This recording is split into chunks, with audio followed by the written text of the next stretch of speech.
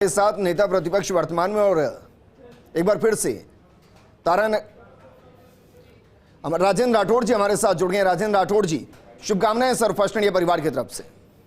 बहुत बहुत धन्यवाद साहब। सर, लिस्टों को फाइनल करने, टिकटों को फाइनल करने में बीजेपी बहुत आगे निकल गई है, तो क्या ये माने कि बहुत क्लियर था कि भाई किसको कहां से उतारना है, कोई अंतर्द्वंद नहीं था?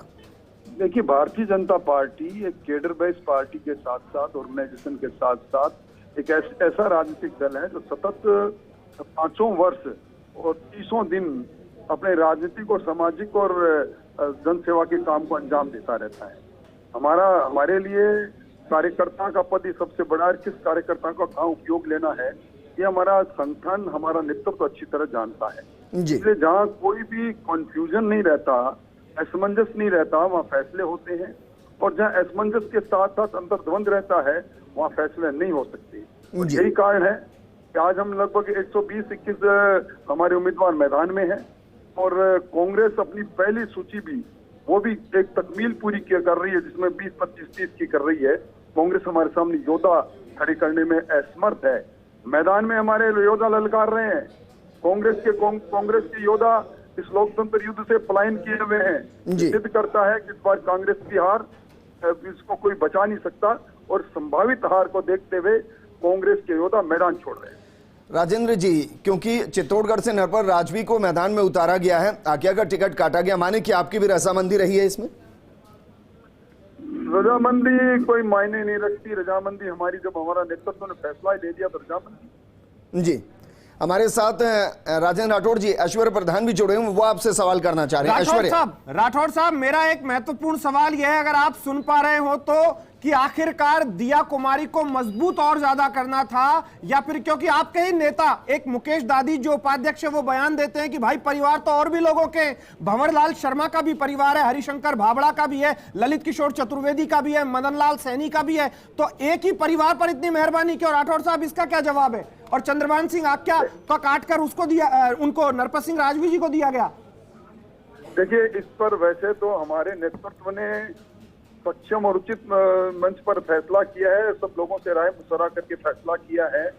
ये भैरव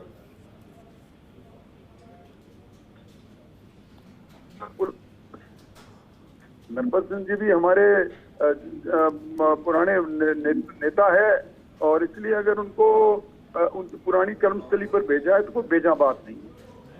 राठौड़ साहब, एक और महत्वपूर्ण सवाल है, यहां पर जो बैलेंसिंग की गई है, आपके करीबी और आपके बिल्कुल सखा और भाई की तरह हरलाल सहारण टिकट ले गए हैं, तो वहीं दूसरी तरफ अभिनेश महर्षि जो कि आपके बेहद करीबी है वो भी टिकट लेके गए हैं, तो इन्हें आपका करीबी माना जाए या सर्वे के आधार पर या संगठन के आधार पर माना जाए?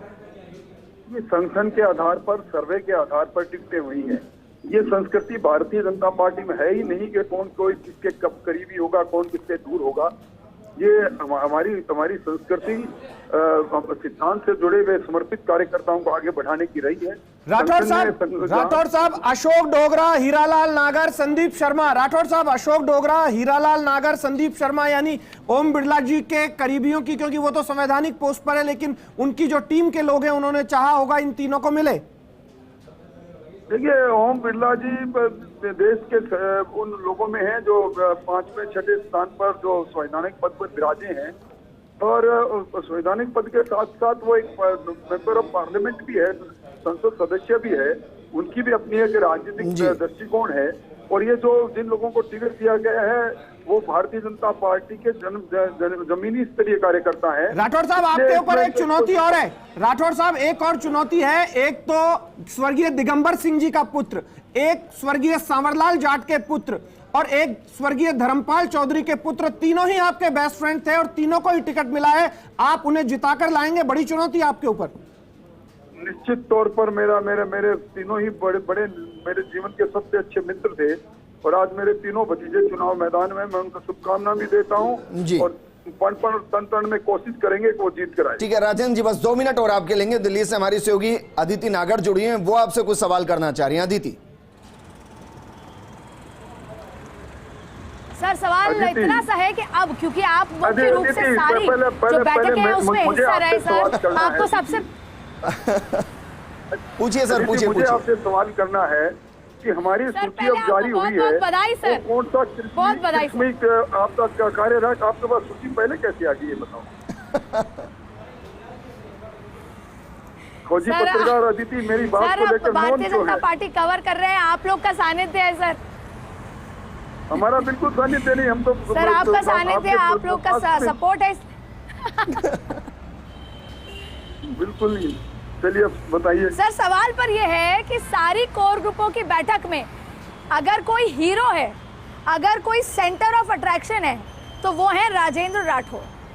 सब कुछ तय हो रहा है आपके इर्द गिर्द, लिस्ट में भी नजर आ रहा है। लेकिन सवाल है क्या सिविल लाइन से रेलवे मिनिस्टर रहेंगे क्या? सवाल है कि हुड्डा साहब कांग्रेस के पास जाएंगे या बीजेपी के पास? कल अशोक गहलोत अनाउंस कर चुके हैं, लेकिन आज चर्चाएं हैं कि हुड्डा साहब, किरोड़ी मीना भले ही वीटो लगा चुके हैं, हुड्डा साहब किसके पास रहेंगे? क्या भाजपा में शामिल होंगे? देखिए, ये फैसला करना, इस पर निर्णय करना हमारे आलाकमान को अधिकार है। आप तो तिल देखते जाओ, तिल की धार देखती जाओ, निश्चित समय पर आपको ये मालूम पड़ जाएगा कि कौन किधर रुख किए हुए है। ये भारतीय जनता पार्टी एक ऐसी पार्टी है जो जनसमूह की तरह लोग हमारे हैं जी। इसलिए कोई लोग आएंगे जाएंगे, पर मेरी जानकारी में नहीं। ठीक है सर आखिरी सवाल, कितने और सांसदों को अब मैदान में उतारना है सर? ये मैंने कहा ना, ये तो पार्लियामेंट्री बोर्ड तय करेगा, हमारे नेता तय करेंगे।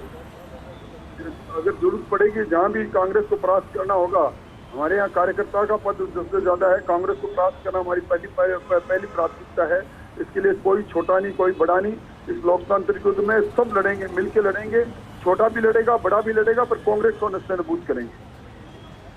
सर शुक्रिया हमारे साथ जुड़ने के लिए। राजेंद्र राठौड़ जी हमारे साथ जुड़े हुए थे, तारानगर से प्रत्याशी हैं, वर्तमान में नेता प्रतिपक्ष। हालांकि अब आचार संहिता के बाद विधानसभा नहीं चल रही है।